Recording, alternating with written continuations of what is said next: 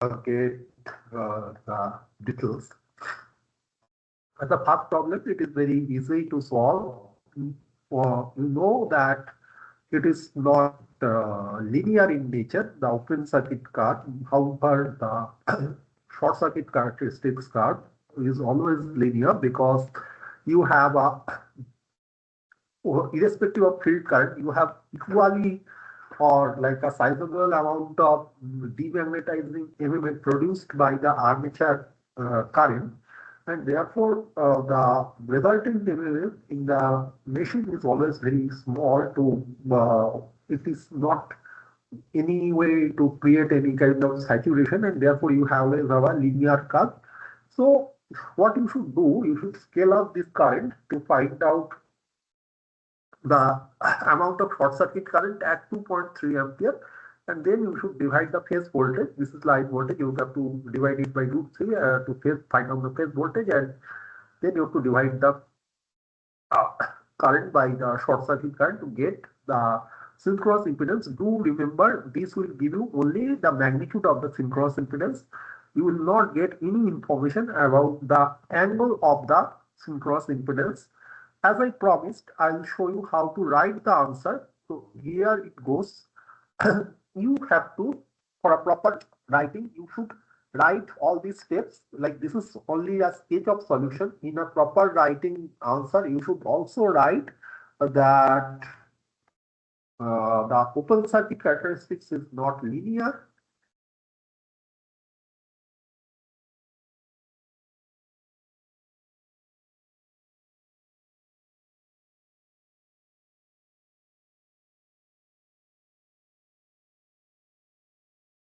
This much you have to write, and then you have to proceed.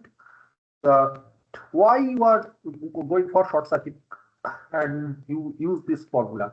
If you don't write these two lines, that open circuit characteristics is not linear and short circuit characteristics varies linearly with IN, then whatever you answer you write, it doesn't make any sense if you directly straightforward write something like 230 and I do not know how much it will come, say some value.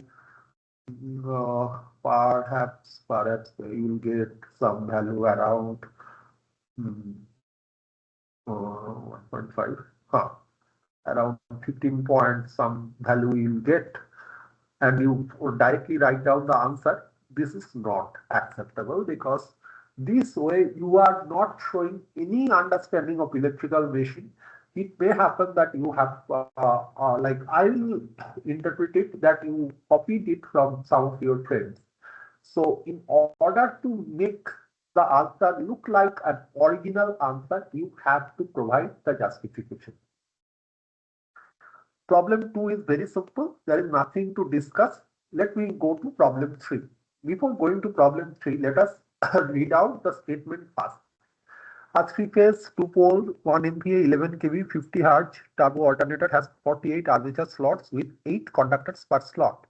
The coil pitch is 5/6 of the full pitch. RA is this much, XL is this much. There are so the first two lines are stator information, and here it starts providing us the rotor information. And within our like we'll see how these informations are very helpful for finding out the answer. There are 8 slots per rotor pole, and electrical angle span of 8 slots is 100 degree. Every rotor slot contains 24 conductors.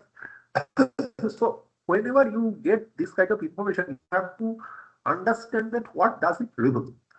So the characteristics card is shown below. Determine so what is the meaning of 8 slots having angle span of 100 degree? How the rotor looks like? Think about it. It's like you have something like this.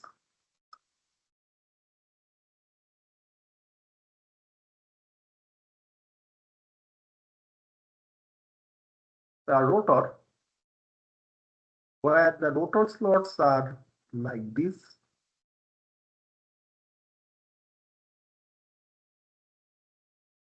You have 8 slots, and this angle subtended by the two extreme member of the slots is 100 degree.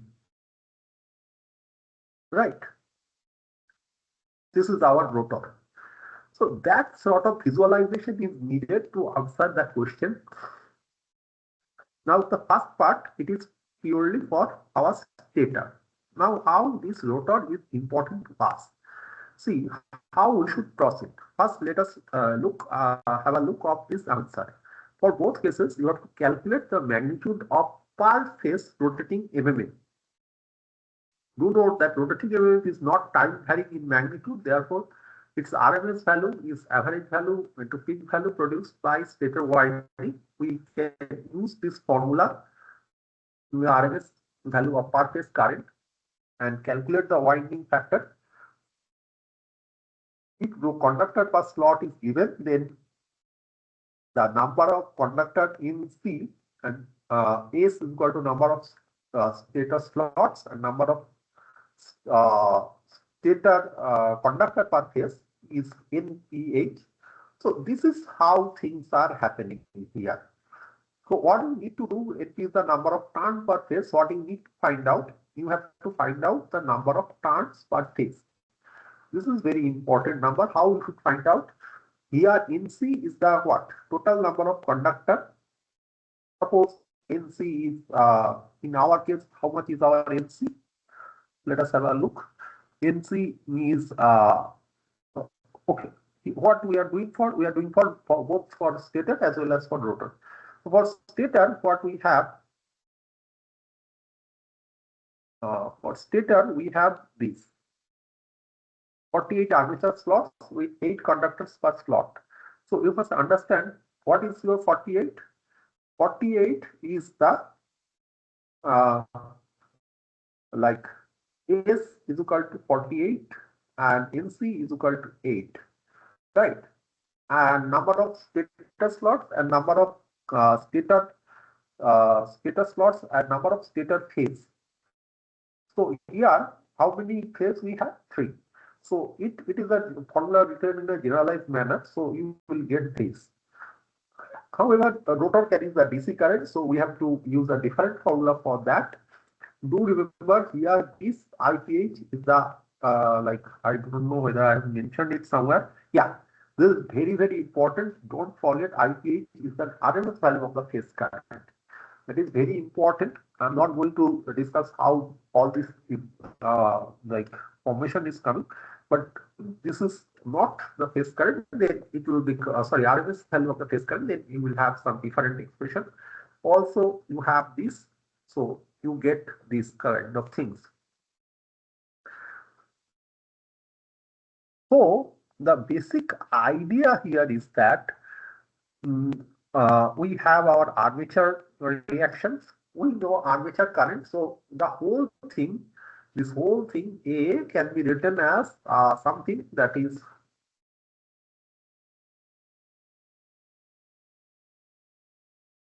where Ka is your constant. What is there in your Ka? This.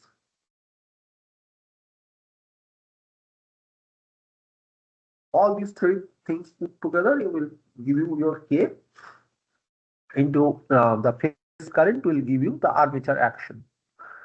Now, actually, that is the problem. Somebody asked that rotating magnetic fundamental of rotating machine is in the syllabus or not.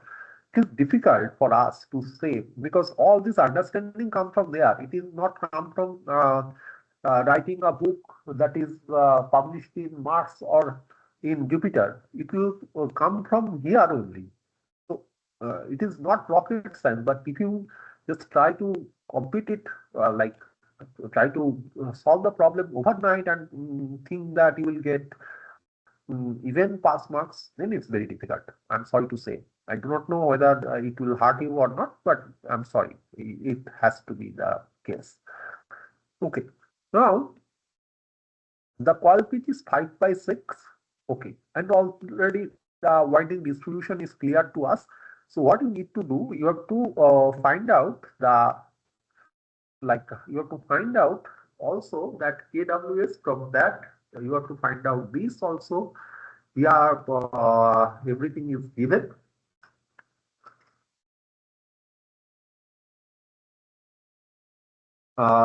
this like you will get this kind of rotor EMF will be C into IF. Now we have to use this formula. Find out the stator induced EMF E is equal to V plus I cos theta minus J sin theta R plus JXL. For this is what this induced EMF, not air gap EMF.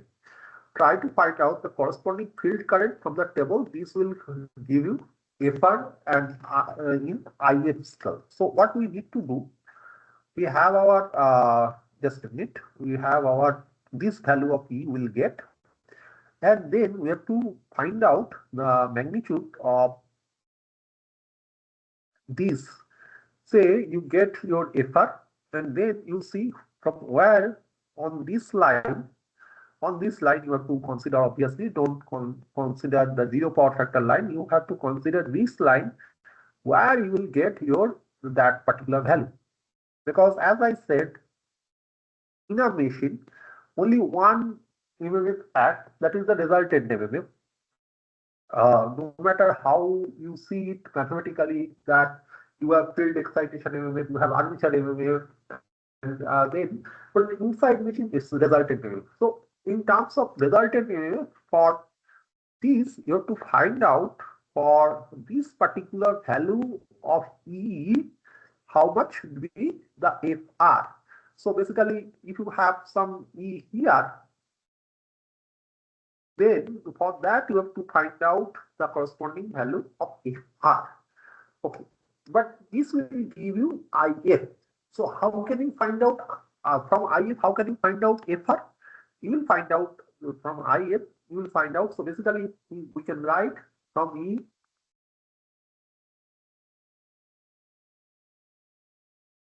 from the plot.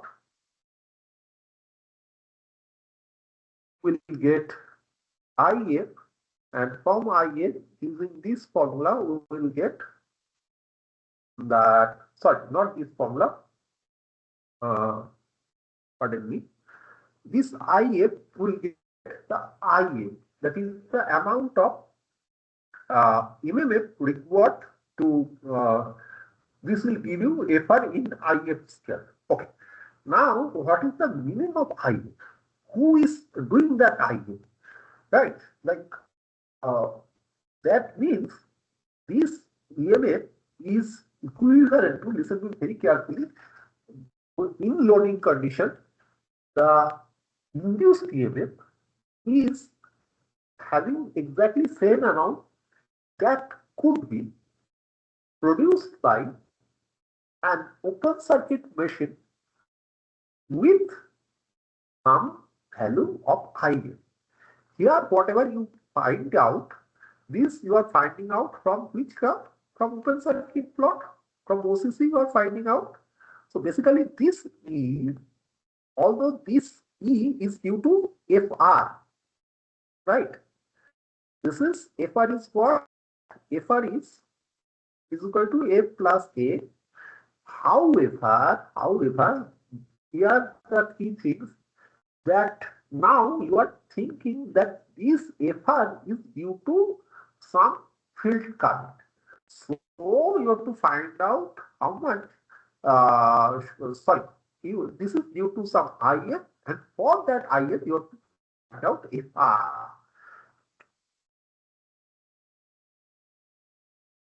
So this gives you what? With this we'll find out FR in IF scale. So FR is equal to what? For our present case, CIF. Now from that, what we are getting, we are doing that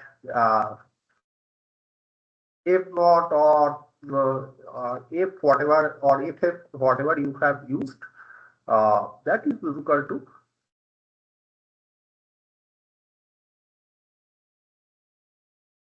now calculate IF corresponding to F naught from your MMF triangle. So once we find out F naught using these, we have to find out where this kappa denotes the angle between E and V, and theta is the load power factor. So this is our actual things. You can see here that from V we constructed. So how your things are working here? This is your theta.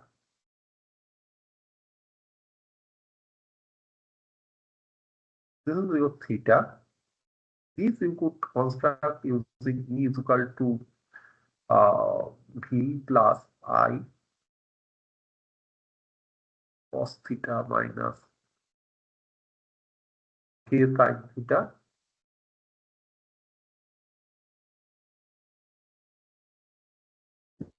This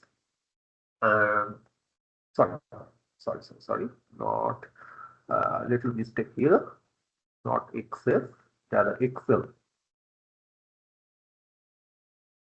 So from this E, what you found? From this E, you found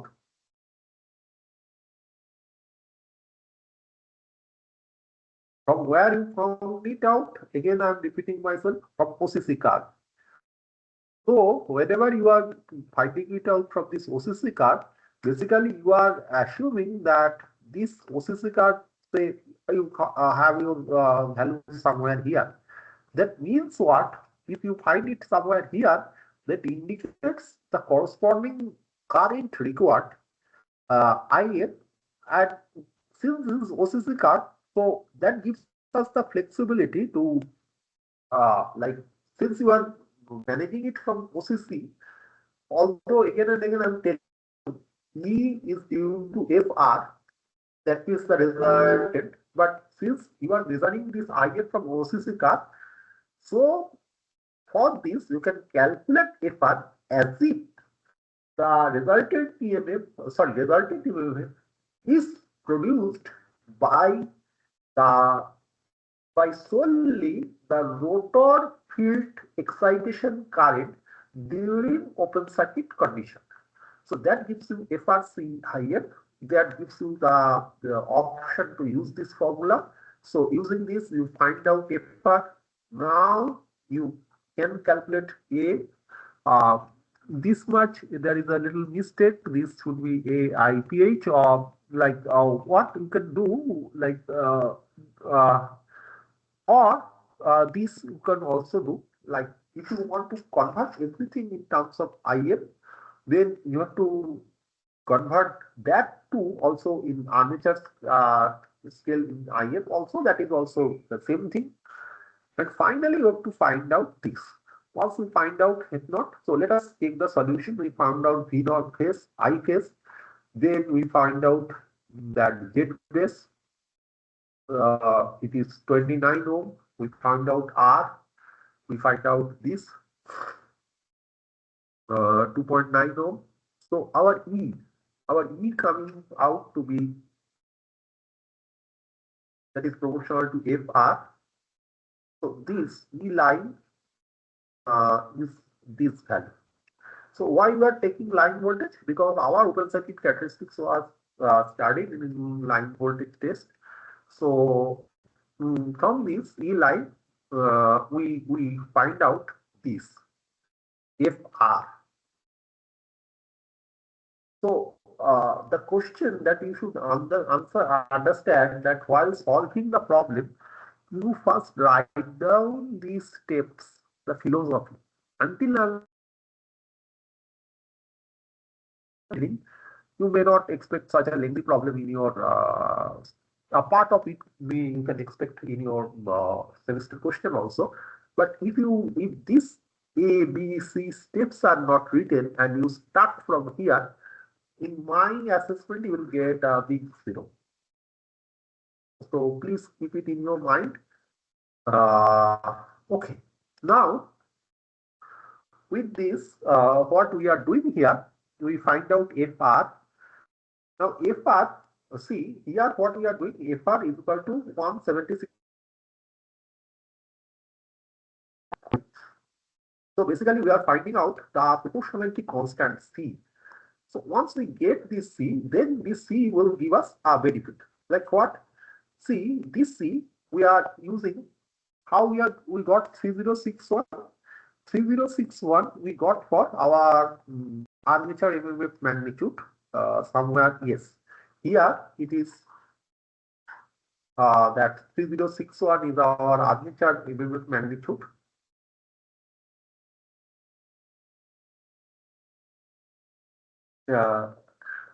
Right. So once you get this one, then from this 306 one, you divide it, you got 17.4. So that is why you will see how I have drawn this phasor diagram. Everywhere I have written IF, IF, IF. That means everything is expressed in as a function of the field current. So instead of dwelling with the large MMF values, what we are converting, we got FR that is correspond to some field current.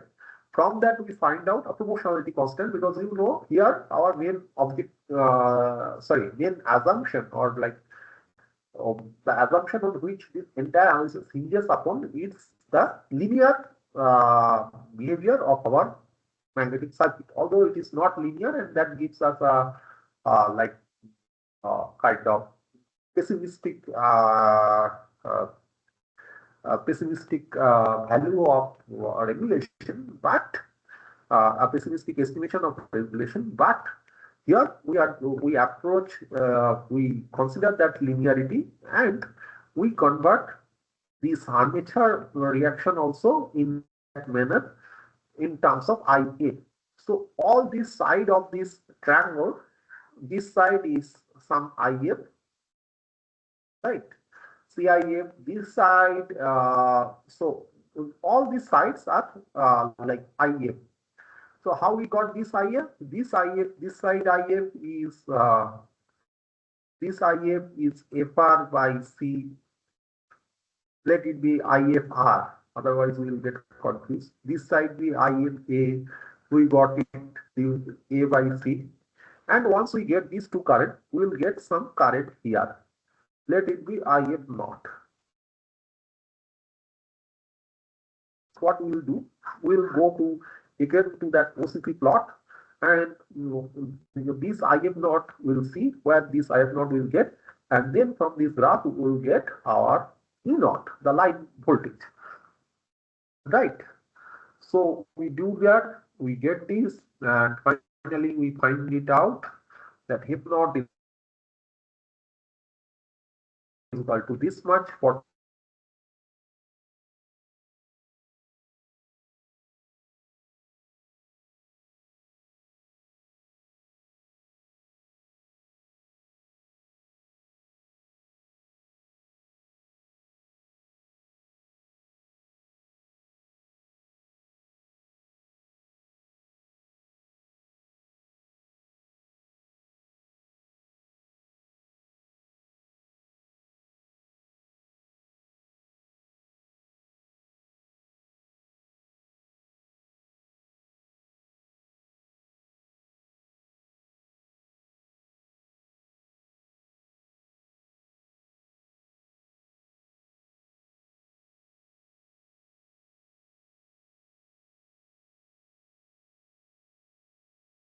this.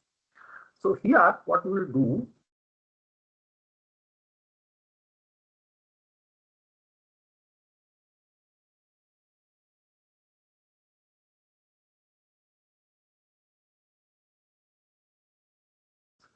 that E is equal to E naught this.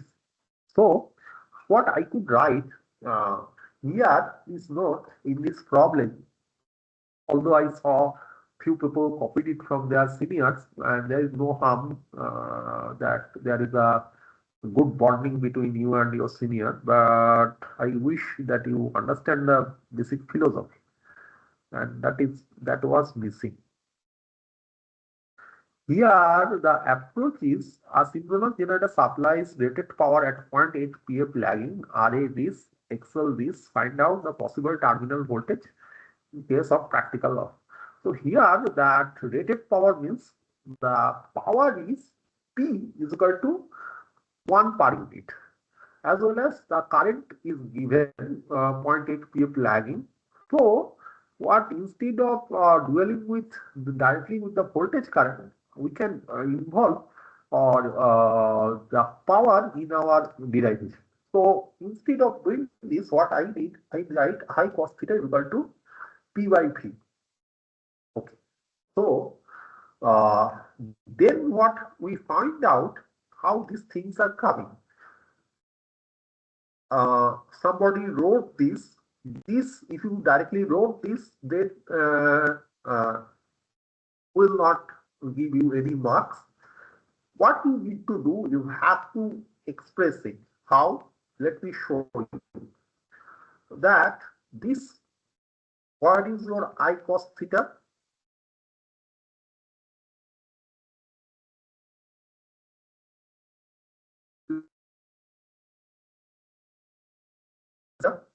Correct.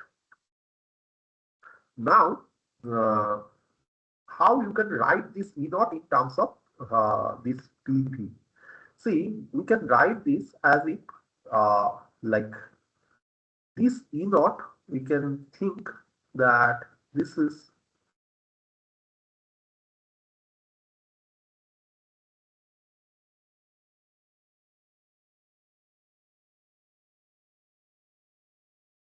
well. So what should be there, the vertical side of this, and what you will get in the horizontal side? First of all, what do you expect in the vertical side? Like this formula, it's clearly treating E naught as the hypotenuse of this right angle triangle. So you have to find out the total magnitude of this right angle triangle, how these things are coming. Correct. So you have to explain how you are getting my triangle, right? This is my right angle triangle. Just give me a minute. Let me share, select some other color. This one may be good.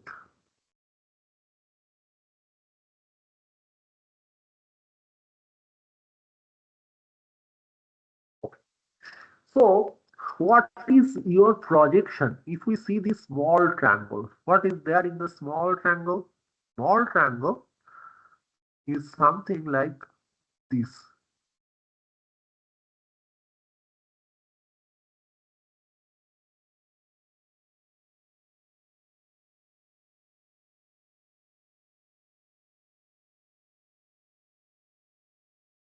So this side, this small triangle, what is this angle? This angle is 90 degrees because this angle is this angle. What is the one side? IR. Now, what you will get, this angle, how much is this angle? This angle is theta because IR, this is the extended segment of V. The straight line is an extended segment of V, right? So this angle is theta, and clearly this is 90 minus theta. But our interest is to find out if this is our IR, then how much is this? Correct? So if this is the IR and this is our theta, then what is your projection, like what is the base of this triangle? See, we can divide this, like the base of this, the entire thing is that we have. Now if you see this large triangle, by large I'm saying this, the height contains three things. One is V, then another one is the base of this small triangle that I am now dwelling with hypotenuse, not hypotenuse, the hypotenuse is here, this much. One side of this right angle triangle is IR, this angle is 90 degree, this angle is theta. And then you have the projection of this, like this entire length is jxs. its entire length is,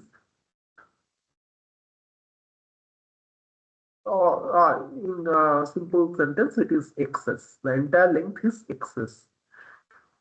So you know what is this angle. This angle is how much? We just find it out. This angle is 90 minus theta.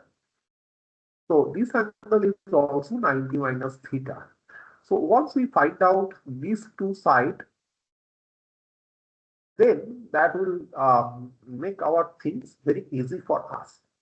So first of all, what is this side? Like this one. This side you have this V plus what we have, this angle. How much is this angle? This angle is theta. So we can write this side is, if we draw a perpendicular, correct, and then this will become IR cos theta. Fair enough. So if this is IR cos theta, then what about this remaining side? The remaining side, you can find it out using some simple trigonometry, and that will become uh, like this. This segment we can show that this is basically coming in that process if you solve a few steps. And of course, during exam, we hope that you will show these steps. Like, I'm not proceeding with this because this will take some time, right? Like this side, you will, if this side is IR cos theta, then the other side, what you will get will be, let this be IR, uh, and then you will have some tan formula you can apply here, and eventually you will get all these sides. So what you need to find out, you need to find,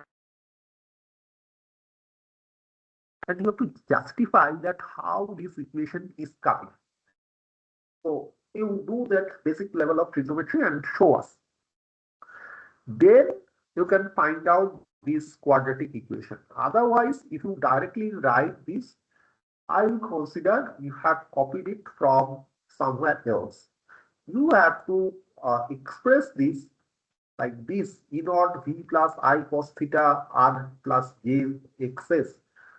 Either you do it from phasor, or if you that phasor or this trigonometric analysis you find it too much to expect, then you can do it in this manner also. You write V plus this I cos theta R.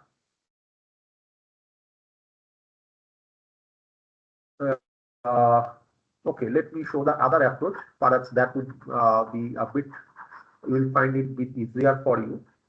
That's phasor. What you should do, you should write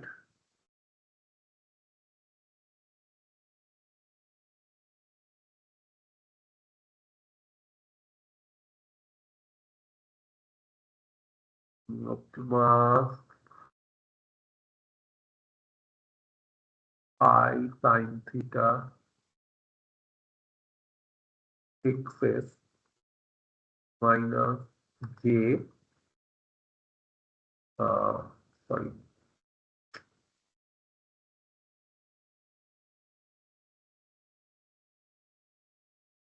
I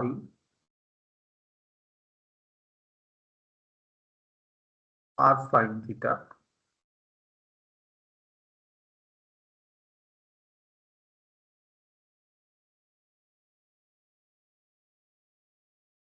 plus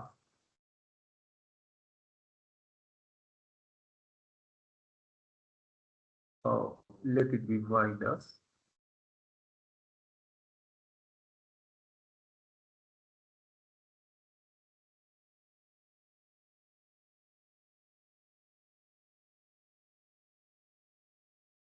excess cos theta, I excess cos theta. So this gives you what? E naught V plus PVR. Okay, now I hope this you will find a little bit help handy. Tan theta excess rather than dealing with this phasor, you will find this one a bit handy. So you can do it in this manner also. This is the real part, and then you have to write down the imaginary part. Imaginary part is what? Minus j. Then I r sine theta becomes r like mm, I sine theta must be that EV tan theta plus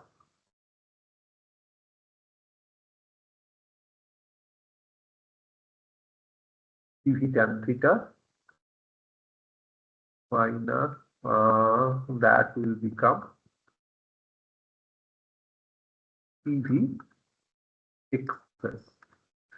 So here, since P is equal to 1 per unit, we have not written this everywhere P is replaced by 1. So that gives me this equation. So please keep it in your mind. If you directly write this one, then I have to put straight 0 in your marks. So don't force us to give you poor number.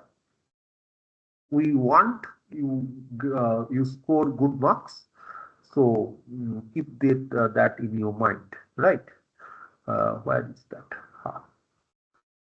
So with that, rest of the things you can solve. Then, in order to avoid appearance of the imaginary terms, select an E naught sufficiently large magnitude. Why? Because if you select E naught that is very small, then these will give you imaginary term. So you have to select an naught that is sufficiently large. But at the same time, you have to reduce E naught, because how can you get E naught? You have to apply a huge amount of filters to go for a very large value of E naught. You have to apply that. Using that, you can find out Q. So these are the steps must be followed here. Okay. Now coming to question number 5. Although Professor Roy's note was self-explanatory, but my students not enough like they couldn't attend his class. So once again I am solving this. Let me show you. This is the phasor diagram of 5. So what is mentioned here? First you should write the question statement. Three-phase alternator that maintain a terminal voltage 1 per unit fixes a load of 1 per unit. So 1 per unit load means here some typos is there, like one, it must be 1 power factor, it becomes 1 per unit. So fixed a load of 1 per unit. So what does 1 per unit load mean? 1 per unit load means that the load KVA is 1 per unit. Therefore, what is your like you have that load KVA 1 per unit means what? You have the current is also 1 per unit. Consider 3 different power factors. Synchronous reactance is this. That means indirectly it is saying RA is 0. Calculate the reactive power consumed by the load and comment on armature movement. Consider the okay. So first thing first, let me just take one thing.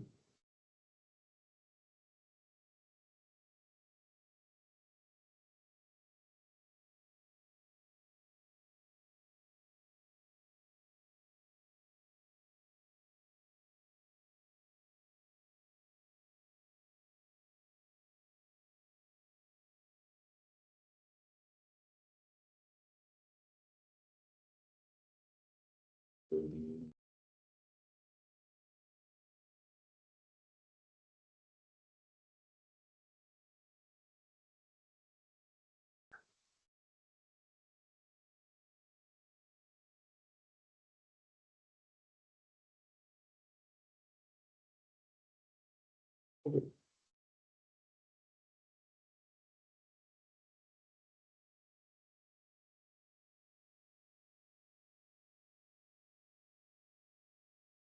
I was trying to remove this, but I do not know what is happening. Um,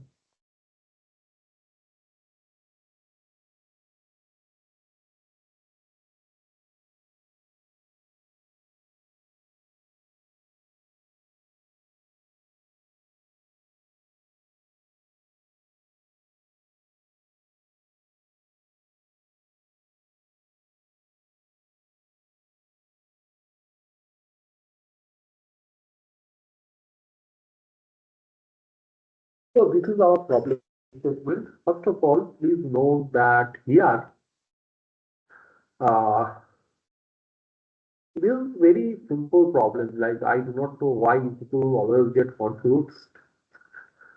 That reactive power consumed by the load, your KVA is given, your power factor is given. What stops you from calculating the reactive power consumed by the load? When it is one per unit voltage, one per unit KVA. So you have your voltage, you have your KVA, and then if it is 0.8 leading, then the reactive power consumed by the load is how much? It must be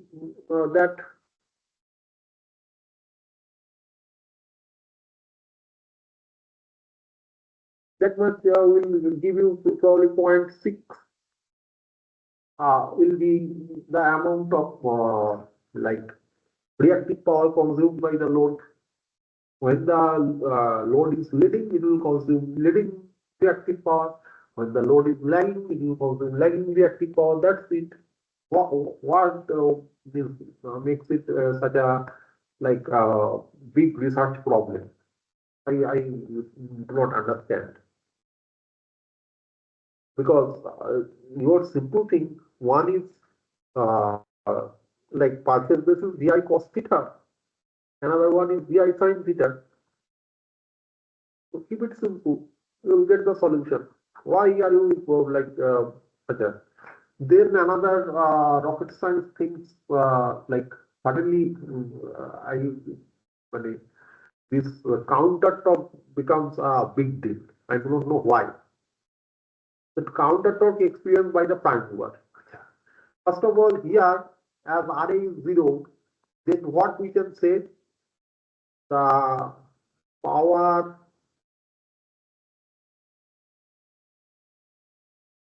uh,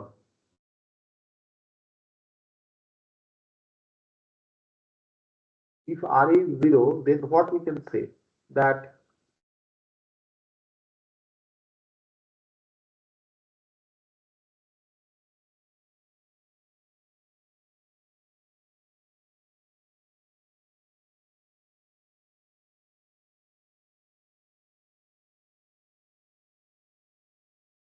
electrical power output by the generator is equal to what?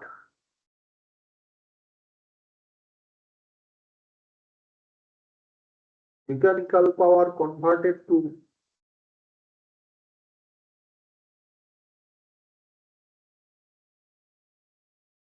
electric power. Now disregard the mechanical retarding torque or whatever acting on the prime mover. So what is there? There is basically prime mover is loss free.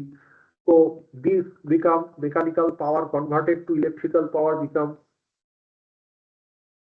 mechanical input.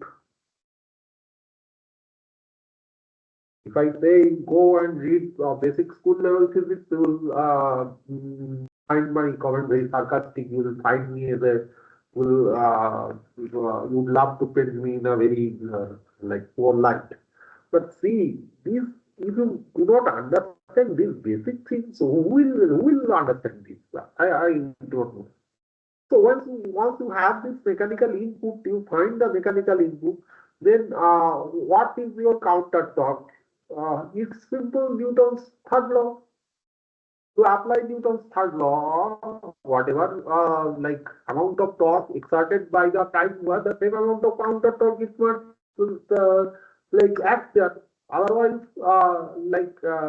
there will be torque imbalance and machine cannot run at a steady state speed.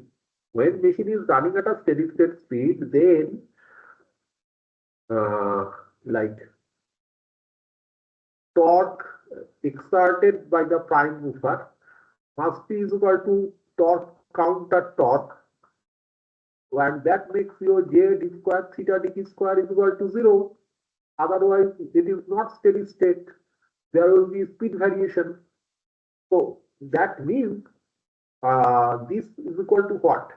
Now you multiply both sides with omega s. What you will get? You will get power exerted minus power let it be consumed is equal to 0. So what is your power consumed? That is the mechanical input. So mechanical input you could find it from here. When your it is 0.8 leading, then mechanical input is also 0.8. That means whatever your counter torque for 0.8 leading and 0.8 lagging power factor, it is 0.8 because synchronous speed is your base speed. So if the mechanical power input is 0.8, then you divide it by the base speed, that is synchronous speed, you will get torque also becomes in per unit scale torque will become 0.8, and that is true for both leading and lagging case. For one per unit case, it is one, as simple as that. What stops you from like understanding this? And this is the phasor diagram. That is also quite simple. You have I.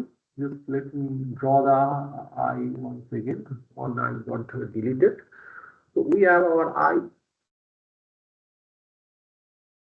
This is our I. Constant current locus. Why this is the constant current locus? Because our KVA is 1 and this V is also 1. So we have a constant current locus. Now, what is the thing? That IXS is also having the same amount. Like my drawing was not good enough, but if we draw it correctly, had I drawn it correctly, you would see there is it is also following. It is also moving along a constant locus, where the locus radius is IXL. Correct. So that's it. And once you are done, you got your E naught for each cases shown by this green line. From E naught, you have to draw that corresponding F naught lag.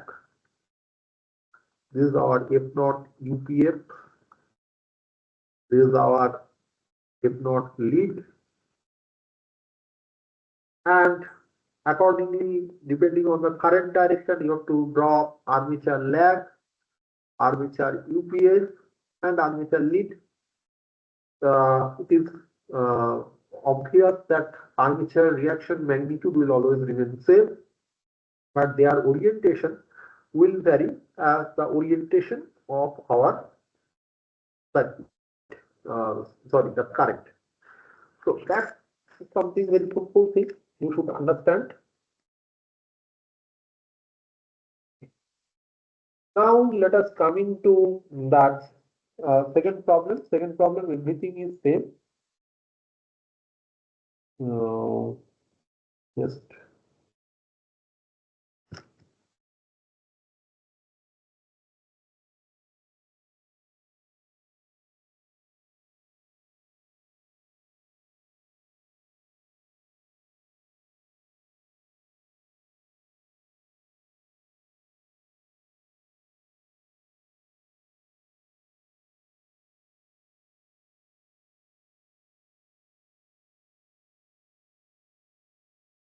oh, Just let us repeat the same way we did it.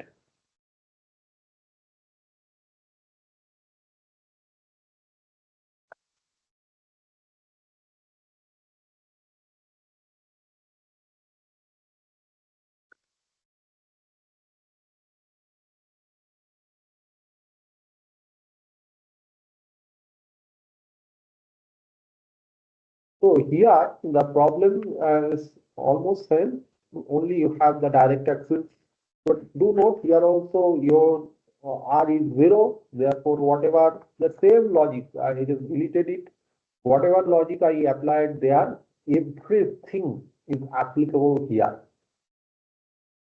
Only thing you have to construct the phasor diagram for salient pole meshing. And for your information, this kind of problem you can expect in your end semester exam.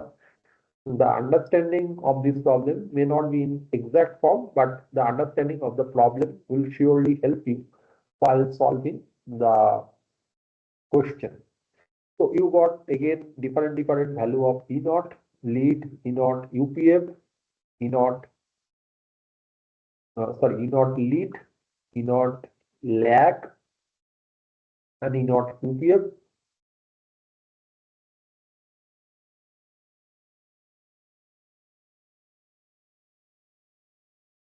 You have to draw, these are the three armature current.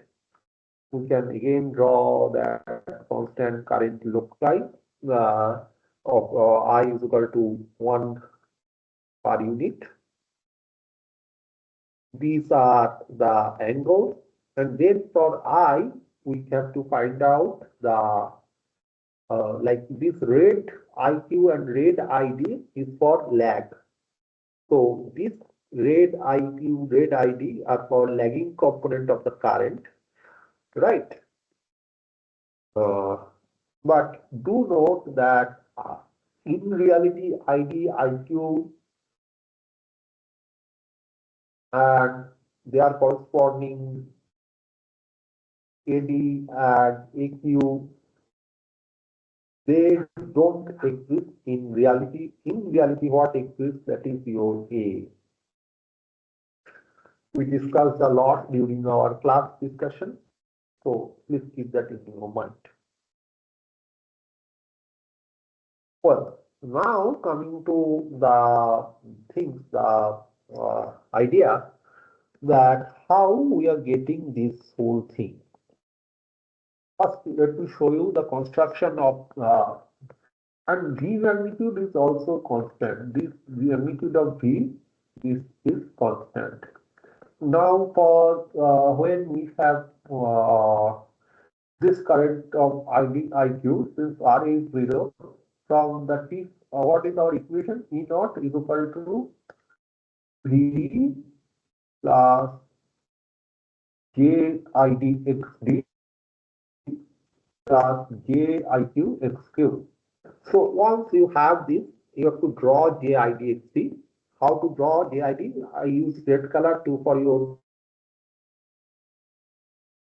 demarcation. So this ID line drawn perpendicular to this because of this J operator, JIDXD. Then this JIQXQ again perpendicular to this. You have this E naught lag. Well, after that, what you have? You have UPF. Achha, in case of UPF, do remember, in case of UPF, the basic understanding is I is equal to IQ and ID becomes 0. This is our understanding for unity power factor condition, especially when you assume RA is equal to 0. So with that, what you have, this condition. Now, if this is ID, then what you have this well, so in UPF, okay. So then what we get this magnitude, right? Unity power factor. Here you can see that I have only drawn that, just like the previous case, here also this unique color is showing that corresponding, we have only IQ here, that only IQ is in line with this, and we have only this line perpendicular to this JIQXQ, because our ID is 0, so no component. We have our E naught. Then we draw our like this.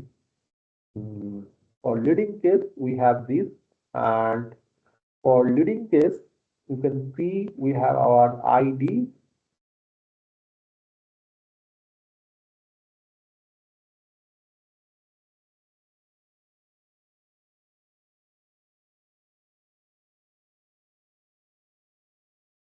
Okay. So for our leading case, we have our IQ and ID. Correct. So we have our IQ and ID. With that, we got our I, and you can see that this gives you our current, this current, right? Now, how to draw the phasor diagram? Here I've shown it in green line and this line. So you have JIDXT. So from that, like how to draw E naught, right? So here first we draw JIQXT. Actually, these are at addition. So instead of drawing in this sequence, you can also draw in this sequence.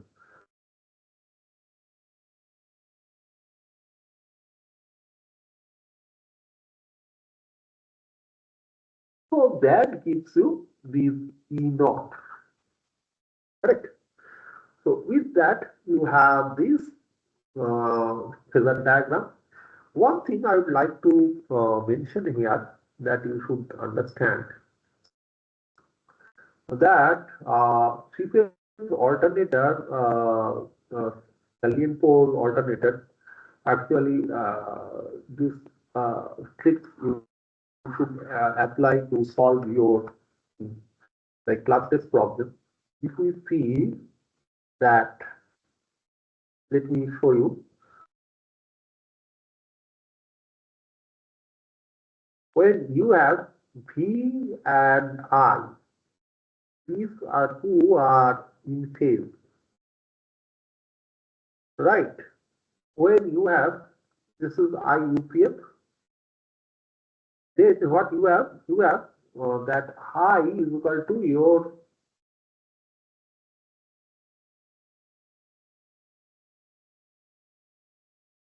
I is equal to your IC. And when you have perfect zero power factor condition, that then you have what? For zero power factor leading, acha, if that is the case, then I UPF, acha, for zero power factor leading and lagging case, what you have? You have this kind of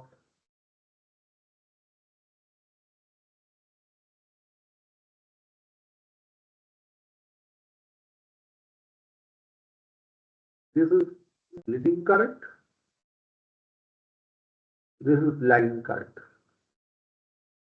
Mind you, this pure leading and pure lagging case, in all the cases, what you should have, your I becomes ID. So basically, what we can think that for any intermediate power factor, so when you have these, say, so these two typical conditions, if we think or try to fit it, how our pole locations and armature actions are oriented with respect to each other, then this is my field structure. Where you have say this is N, this is A. Let me use red color to draw armature action. When you have pure like leading current, then you have something like this.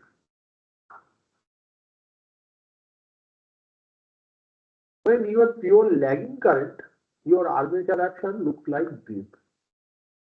When you have unity power factor, then your armature action is kind of acting like this. Although this exactly does not become 90 degree, rather a little higher than 90 degree, but like why higher than 90 degree, let me also explain that to you. So if this is your UPF, what do you have? You have some amount of what you know, you will have JIXQ and you will get your E naught. So that will become your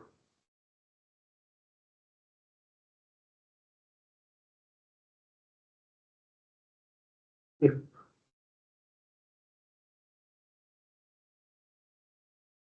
your F and A are not exactly maintaining a 90-degree angle, but you know what that this drop is very small in case of especially in case of salient pole meshing, when we know that quadratic axis reactance is very small, and therefore this JIXQ, this is also very small. So you may argue that what we know that it is E naught V by XS, which is XQ in our this case by sine delta, but nonetheless, here that E naught magnitude and V magnitude are so large and XQ is so small that even if you have a small value of delta, you get sufficient value of power during unit power factor condition. And that gives you this F is almost like maintaining, or if not, is almost maintaining a 90-degree angle with your armature current. So we can say this is a case of like UPF leads to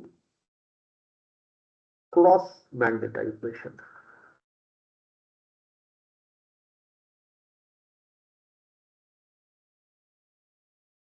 Correct. UPF leads to cross magnetization. And our the two extreme cases like 0 PF leading and 0 PF lagging is magnetization and demagnetization. So what we can assume that suppose our synchronous machine is operating at a 0.8 power factor lag. That means what? What happens to your armature action?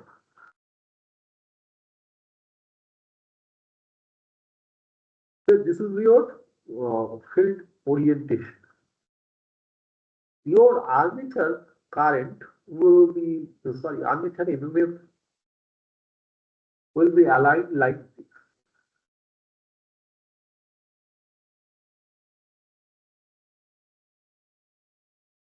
This is for our armature action for 0.8 pf lag. Why I have drawn this? Because my assumption is in this direction we have our V.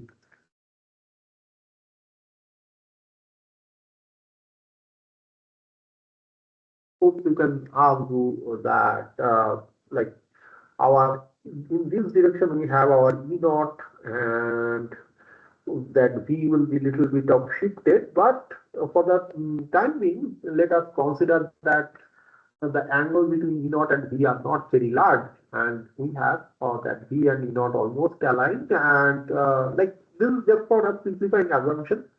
But the beauty of this assumption is that when you consider all the factors, they will like will see that all the factors appear in such a manner that they, if one shift in a like in a way to highlight our assumption, the other factors that we didn't consider right now will appear and nullify the effect of the first factor.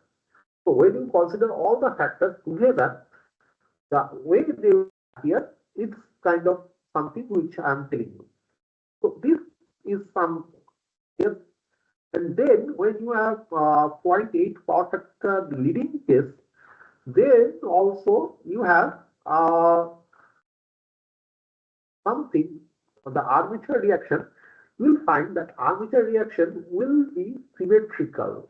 Symmetrical with respect to the axis of your magnetic field structure, and therefore the armature reaction MMF faces same reluctance path for 0.8 power factor leading as well as for 0.8 power factor lagging case. Approximately same amount of reluctance path, and therefore the corresponding value of synchronous reactance is same. So in your question that in the class test question where I give Zs is equal to 0.1 plus J1 ohm, that was for 0.8 power factor. For lag, for 0.8 power factor lead also you will get the same amount of armature reaction or sorry, synchronous impedance from your machine. That was the basic understanding. Okay. Now let us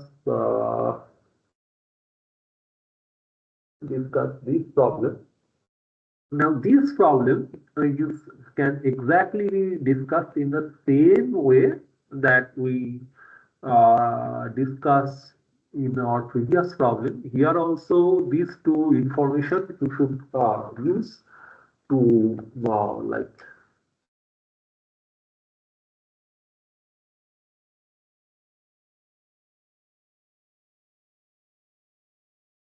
I have also mentioned here.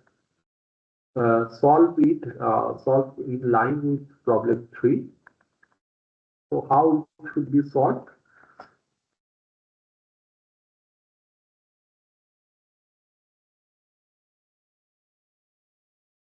Like this is your case. So what you need to do, you have to find out the E. So how can you find out E? Again, E is equal to V plus I cos theta minus J sin theta R plus JXL. So that will give you your E. For this E, you have to find out that from this E, you have to find out the corresponding value of IF. So although all the analysis what I showed you for cylindrical rotor machine, but the beauty of the analysis which we did in case of problem 3 is equally applicable to or equally effective for solving these particular problems of problem 7. So just the numerical things you have to do and you have to find it out correctly. So this kind of problem you can always expect in your end semester where you have to solve a Elliott pole machine problem in line with the philosophy of cylindrical rotor machine. Now coming to this, 3-phase 500 horsepower, 500 volt 100 horsepower delta connected cylindrical rotor machine has this. The machine runs at rated supply with overexcited condition. The total amount of friction, windage and core loss is equal to 1 kilowatt. Determine the output power, current, power factor, efficiency, maximum torque, maximum input power. So these maximum torque, maximum input power, all these have got formula, minimum and maximum allowable extension, excitation value, current value in the per. So let us take the solution here. So here is the angle between the voltage and current machine internal power factor angle. Sorry, this is machine input power factor angle, and this side is machine internal power factor angle. Now these are the equation. This is the motor So this is our PM.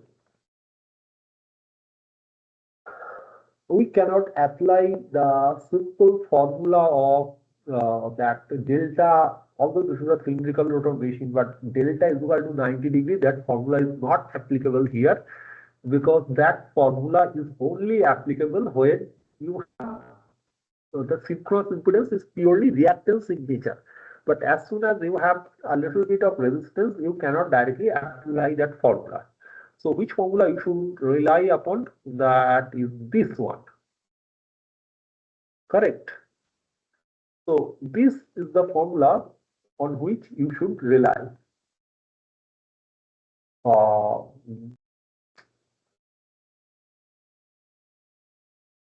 That 3V E naught cos delta minus gamma. What is the gamma? Gamma is tan inverse excess by R. That is your gamma. Here it is written. Maximum output power can be found when delta is equal to gamma. The maximum input power can be found when delta is equal to 180 minus gamma. Gamma is equal to this. For maximum torque condition, so for maximum torque condition, it is quite easy to understand. How can you extract maximum torque? The maximum torque can be extracted only when your output power is maximum. So you have this. So we have to find out the current value using this particular condition. So this becomes the case. Now, again, so these are quite straightforward things. I think you can solve it.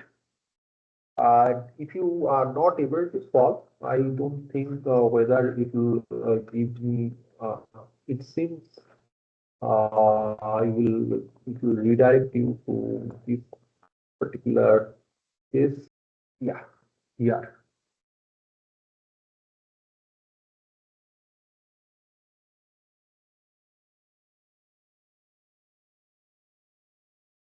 So here, if you see these, you can get a clear idea how to find out the minimum. All these things only from this point you have to see, right? You will get a clear idea. And I'm sorry for those ads, but can't help. They are like kind of inevitable things. But, so you can solve this one. The answers are given. You can check. Now, solution 9. This is very interesting and very important. The last problem of our set. The machine runs at a motor with rated supply voltage, determine the current power factor and our maximum torque and maximum power angle for the same. So this is our case. Our input voltage is always 1 because it is grid connected. Rated torque is equal to rated output power. So P out is equal to P developed minus friction and windage loss. So P developed is equal to how much? 1.4 times of P out. We have to find out the torque angle. How can we find out the torque angle? We have to put that here, right?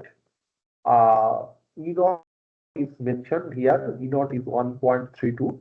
So you have to put 1.32. V is given. XB, XQ are known. So you can find out the delta value from this expression. Once this is done, then we have to construct the phasor diagram. Then from this phasor diagram, we have to find out the ID. Also, we can use this formula like E naught is equal to V cos delta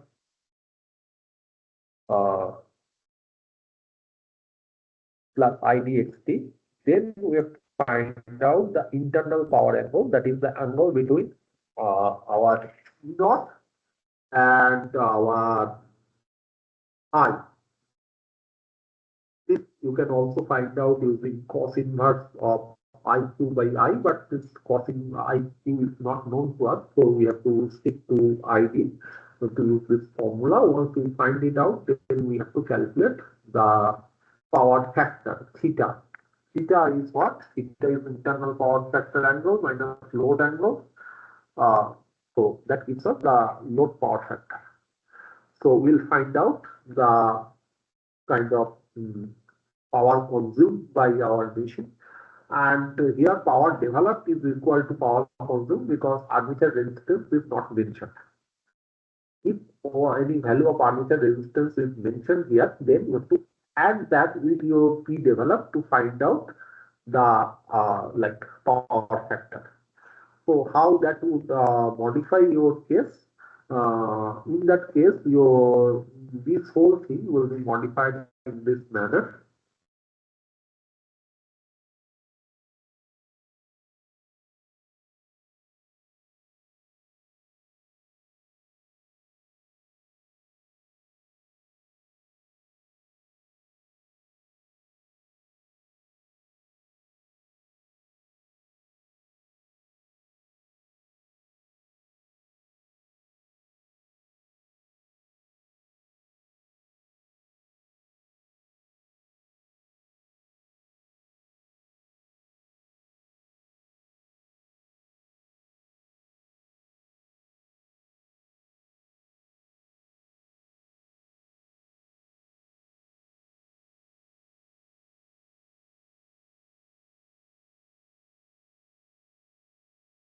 Another way you can find out the I, I forgot to mention it here, like we can directly find out I using this formula also, because from these we will get our ID. Once you get ID, from that ID you can find out I is equal to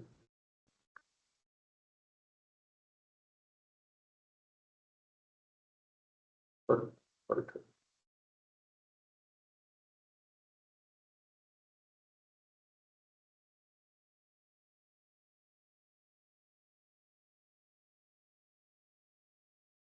it will give you your I.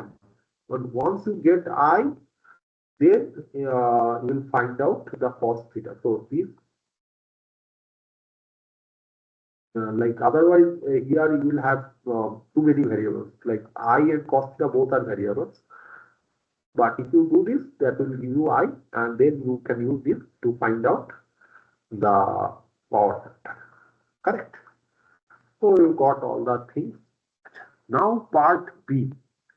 Part B is quite interesting. What you need to do, this is the equation of power. Now, when you like what was asked in part B, in part B it is asked maximum torque and power angle for the same. So, had it been a cylindrical rotor machine, you could easily put delta is equal to 90 degree and figure out. But for salient pole machine, you have to write this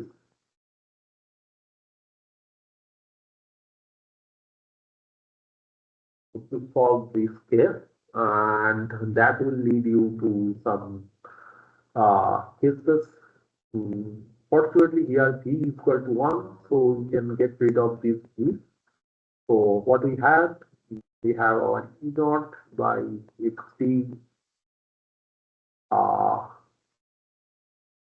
cos delta plus 1 upon xt minus 1 upon x cube cos square, sorry.